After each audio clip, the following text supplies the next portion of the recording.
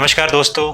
तो आज बात करेंगे सिर्फ और सिर्फ मेल इनफर्टिलिटी की। तो सबसे पहले जो सवाल ये आता है कि क्या मेल्स भी जिम्मेदार होते हैं इनफर्टिलिटी के लिए। बहुत सारे कपल्स ऐसा सवाल मुझसे पूछते हैं।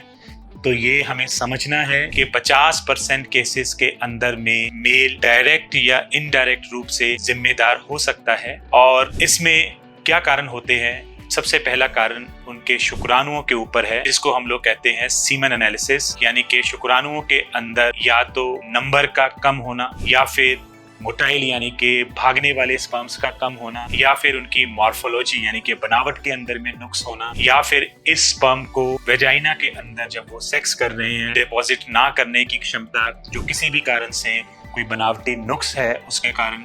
तो ये सारे कारण जो है ये बनते हैं और मेल को इनफर्टाइल करते हैं। तो सबसे पहला सवाल जो आता है वो ये है कि कितने शुक्राणु होने नॉर्मल गिने जाते हैं। तो अगर हम लोग WHO की 2021 की गाइडलाइन देखें तो उसके मुताबिक अगर आपके पास 14 से 15 मिलियन काउंट है और उसके अंदर में 32 to 40% के करीब मोटाइल स्पर्म्स यानी कि भागने वाले स्पर्म्स हैं, और अगर सिर्फ 4% की मॉर्फोलॉजी यानी कि बनावट नॉर्मल है तो ये नॉर्मल गिना जाता है। हालांकि स्पर्म का बनना हर दिन के अंदर में निर्धारित होता है, और सीमन एनालिसिस की रिपोर्ट अगर आपकी एक बार में प्रॉपर नहीं आती है तो घबराने की जरूरत नहीं होती है। इस सीमन सैंपल को हम लोग जनरली दोबारा रिपीट करते हैं 1 से लेके 3 महीने के बाद में, डिपेंडिंग अपॉन कि हमारी सीमन की रिपोर्ट कैसी आ रही है। और अगर सेकेंड रिपोर्ट या फिर आगे आने वाली रिपोर्ट नॉर्मल आती है तो आम तौर पे ये माना जाता है कि ये सीमन सैंपल की रिपोर्ट नॉर्मल है। अगर आपकी सीमन की सैंपल की रिपोर्ट रिपीट करने पे नॉर्मल नहीं आती है, यानी कि उसके अंदर में 15 मिलियन से कम काउंट आ रहा है, या फिर उसकी मोटिलिटी भागने वाले शुक्राणु 40% से कम आ रहे हैं, या फिर उसकी मॉर्फोलॉजी यानी कि बनावट 4% से कम आ रही है, तो ऐसे केसेस में हमें क्या करना है?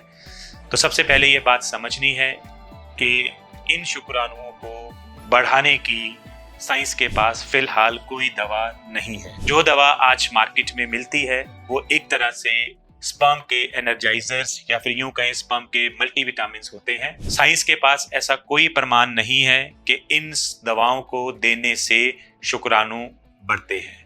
लेकिन हाँ, ये जरूर है कि अगर आपकी रिपोर्ट आपके डॉक्टर ने एबनॉर्मल यानी कि कम बताई है तो आपको कुछ एक मेजर्स यानी कि कुछ एक लाइफस्टाइल मॉडिफिकेशंस करनी चाहिए, जिससे आपके शुक्राणु बढ़ने की गुंजाइश बढ़ जाती है।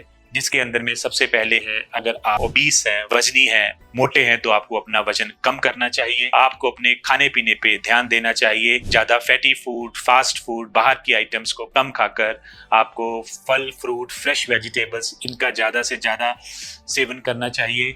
अगर आप सिगरेट और अल्कोहल के शौकीन हैं तो आपको इसके ऊपर भी कट लगाना चाहिए। लंबे टाइम के लिए कोई भी सिटिंग जॉब है, खासकर अगर आप लैपटॉप, कंप्यूटर्स के ऊपर काम करते हैं, या फिर ड्राइविंग लंबे टाइम के लिए है, तो इन चीज़ों को आप अवॉइड करें।